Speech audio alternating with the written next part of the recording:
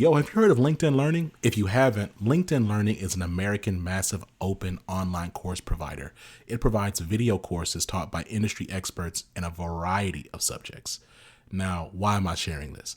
I'm sharing this because Living Corporate is in partnership with LinkedIn Learning to provide diversity, equity, and inclusion courses. Listen, if you're trying to be a better ally, you want to understand better diversity, equity, inclusion strategies, or you just want to learn how to be a better leader, you got to check out the courses on LinkedIn Learning. So check it out. You can do it one of two ways. You can click the link in the show notes, or you go to LinkedIn Learning and you search Living Corporate. Again, link in the show notes, or go to LinkedIn Learning and search Living Corporate. I'll see you over there.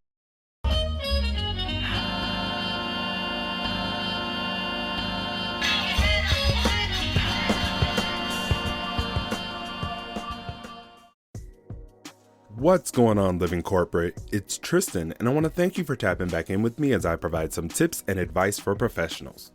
Today, let's talk about how to vet a remote workplace. As we've talked about in previous tips, the demand for remote work is on the rise. Since many employers are looking to fill roles quickly, they're saying whatever prospective employees want to hear without actually being dedicated to building and maintaining a high-performing remote or hybrid workplace.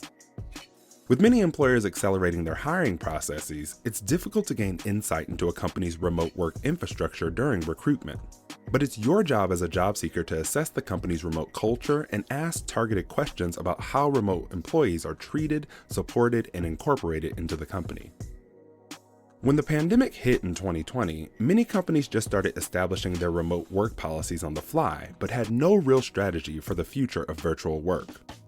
Before you decide to join a company, you need to ask some questions to understand if they have a detailed strategy that includes systems and processes that will support remote work. First, ask how often you will be expected to be in the office. The potential employer should be able to provide clear guidelines on how often you would need to be in person, especially if the position is hybrid. If the hiring manager can tell you whether you need to be in the office on an as-needed basis, on specific days of the week, or certain days of the month, then they probably have a fairly clear strategy. Next, you want to ask how common is remote work at the organization. Joining a company or team that is fully remote is completely different than joining a company or team where you will be one of the only remote employees while others report into the office. If it's the latter, I'd suggest speaking with an employee who is remote to get a feel for how they are incorporated into the team and how their performance is assessed. You don't want to get yourself into a position where you are out of sight and out of mind. From there, ask questions that will let you know how they handle common remote or hybrid work situations. How do they handle one-on-ones, team, or department and company meetings?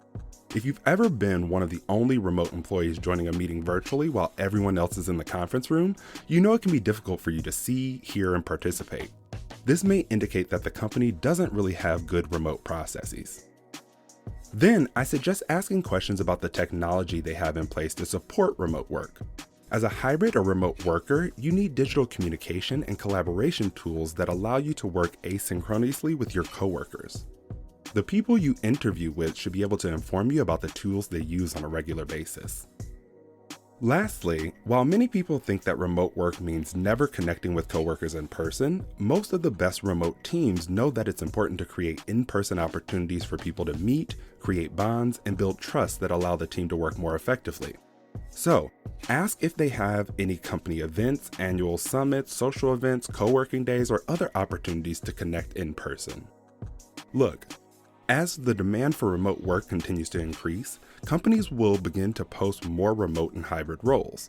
But remember, the flexibility that remote work gives you won't outweigh the struggles you will have working for a company that has a poor remote work culture and a lack of infrastructure to support you. This tip was inspired by the article How to Vet a Remote Workplace by Robert Glazer in the Harvard Business Review and was brought to you by Tristan of Layfield Resume Consulting. Check us out on Instagram, Twitter, and Facebook at Layfield Resume, or connect with me, Tristan Layfield, on LinkedIn.